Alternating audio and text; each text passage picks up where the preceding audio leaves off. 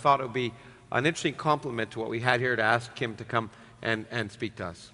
Thank you, Lawrence. Well, we are a relatively new species. You can say roughly 100 to 200,000 years, and you can say roughly about 3,000 generations, and that's good on the shorter end of this because we've got about 3,000 seats in this theater, so you can imagine looking around that if each one of you was a generation, and we represent the whole of human history here, and imagine the person on your left is your parent and the person on your right is a child, and it goes on, like about a century every 4 people, thousands upon thousands of years. And I think this conference has been mistitled to say, can we transcend our origins? I think we should say, can we live up to our origins? Because those generations were great.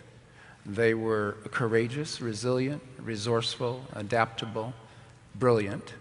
They were scientists, they were teachers without writing, word of mouth, oral teachers, which is why we are so good at following stories, why we're addicted to stories, and a big part of our brain is expert at listening to stories and at telling stories. Because that's how knowledge was transmitted over an enormous amount of time with a great stability and even growth of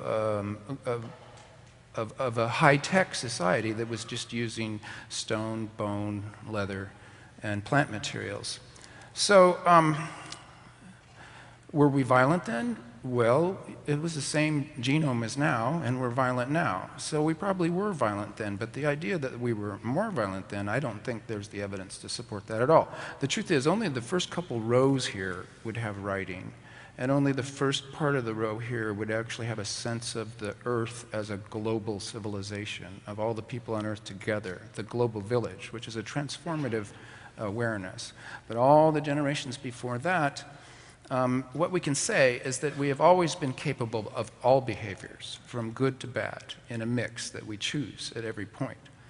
Now, we can also say that when we're under stress, when we're scared, when we're angry, then we tend to get more violent. And we're about to enter a very stressful century. So there's reason to be concerned, and there's reason to discuss what we've discussed today. It's a strange moment in history when you look forward like a science fiction writer, which we all do all the time.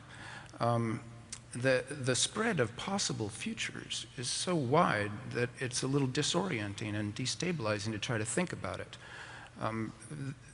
You can tell a couple different kinds of stories, and now it becomes really important what kind of story we tell ourselves about what kind of creatures we are and what we could become. There's one story that is simply the story of the collapse. And maybe some of you came to this conference that Lawrence organized about climate change as part of this Origin project. So and I don't want to spend more than a second outlining the collapse scenario because we all kind of know it already.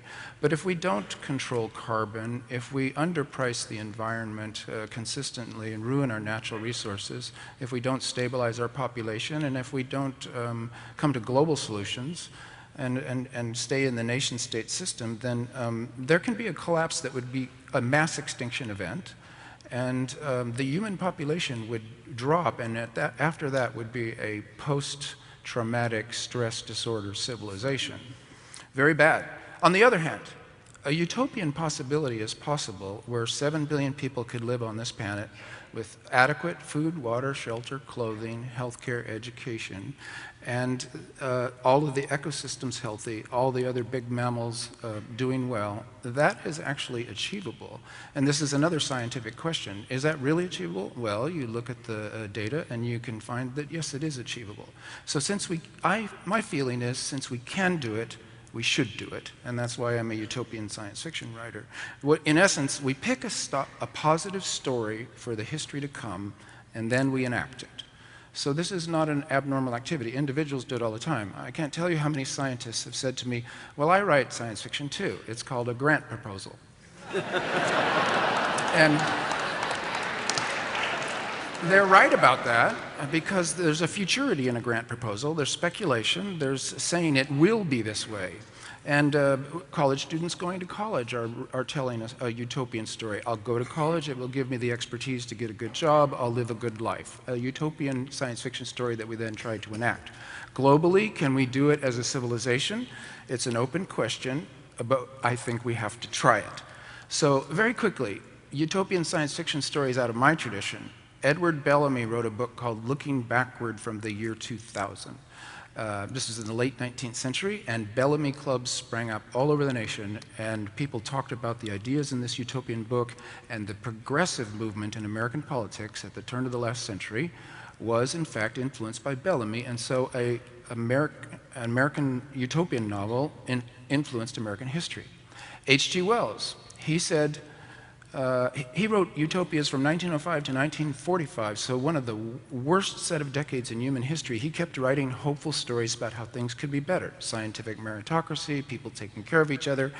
In 1945, when they reconstructed the world order, they were using H.G. Wells's ideas about social welfare, about justice and technocracy.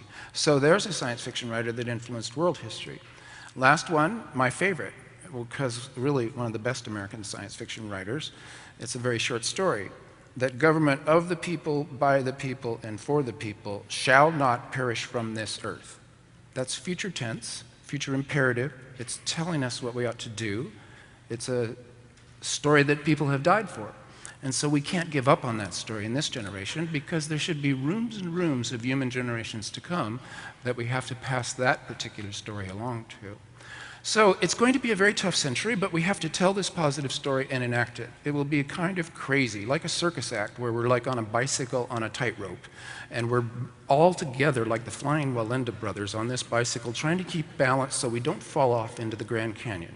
And there's people jumping on our balancing beam who are saying, well, I don't believe in this, we're actually on the ground. And other people jumping on the other side saying, well, I'm going to fly up to heaven, so I don't care what you do. And yet we still have to keep our focus.